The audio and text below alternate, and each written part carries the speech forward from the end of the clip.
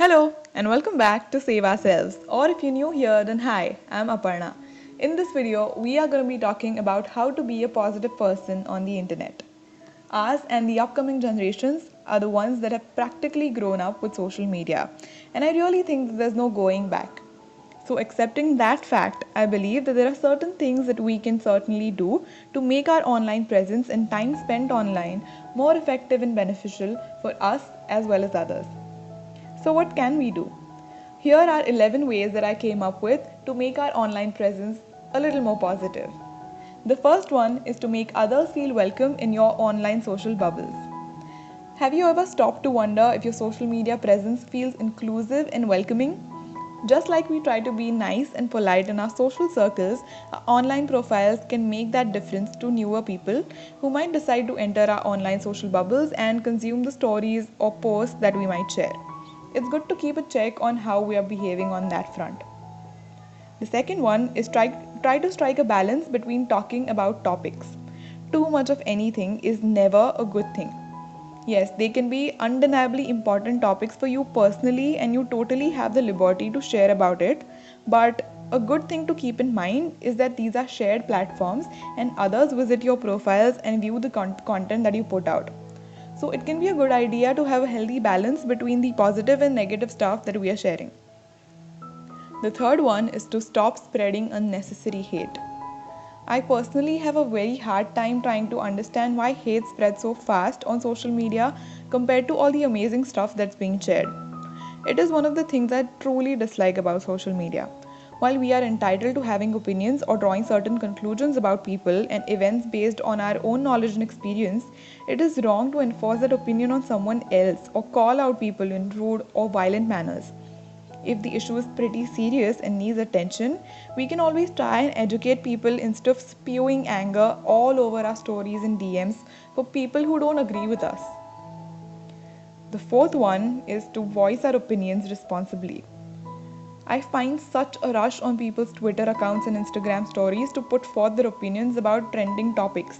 Yes, your opinion matters, and because it matters, it's our responsibility to be responsible about our opinion. Personally, I believe in educating ourselves about the issue at hand. Just because someone doesn't put up their opinions online doesn't mean that they are doing nothing about it offline.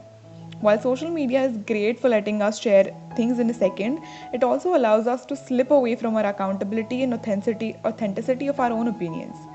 I could go on and on about this, but the gist is to be responsible about our own opinions. The next one is respecting a different opinion. Having an opinion is just one side of the entire coin.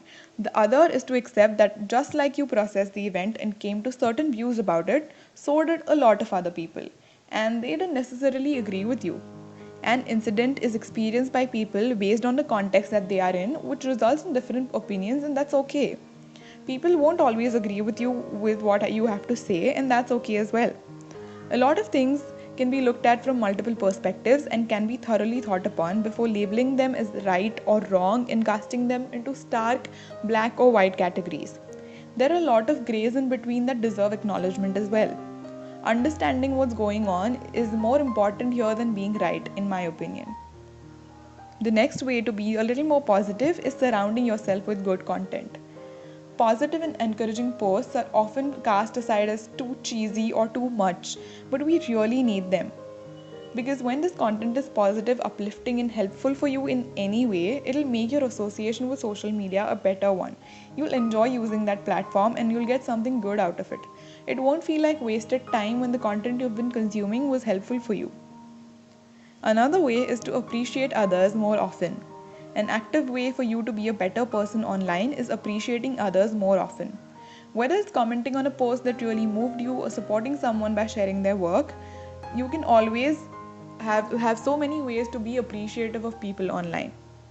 Another way is to spread the word about people or businesses, organizations, and accounts that you might admire.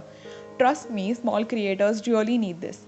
I'm a pretty small creator myself, and I know that it makes my day when someone shares something they liked about Save Ourselves or appreciated my work in any way. I'm sure a lot of people you know create amazing things as well. So please support them and share their accounts on your stories and spread the word about them. You're not only helping them out, but you're also making genuine and loyal connections.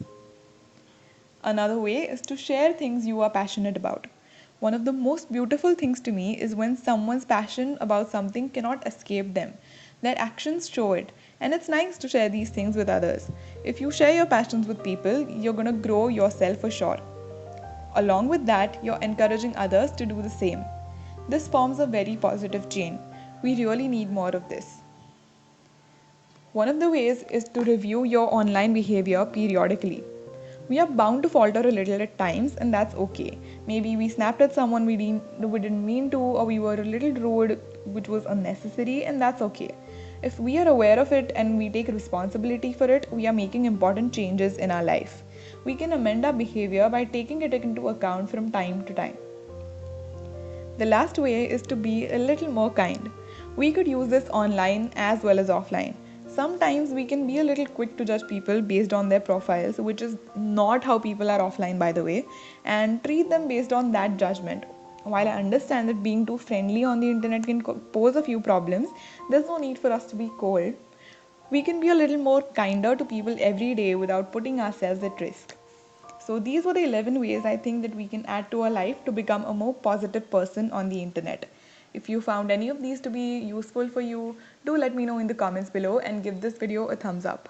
Please don't forget to subscribe to my channel, and I'll see you next week. Bye bye.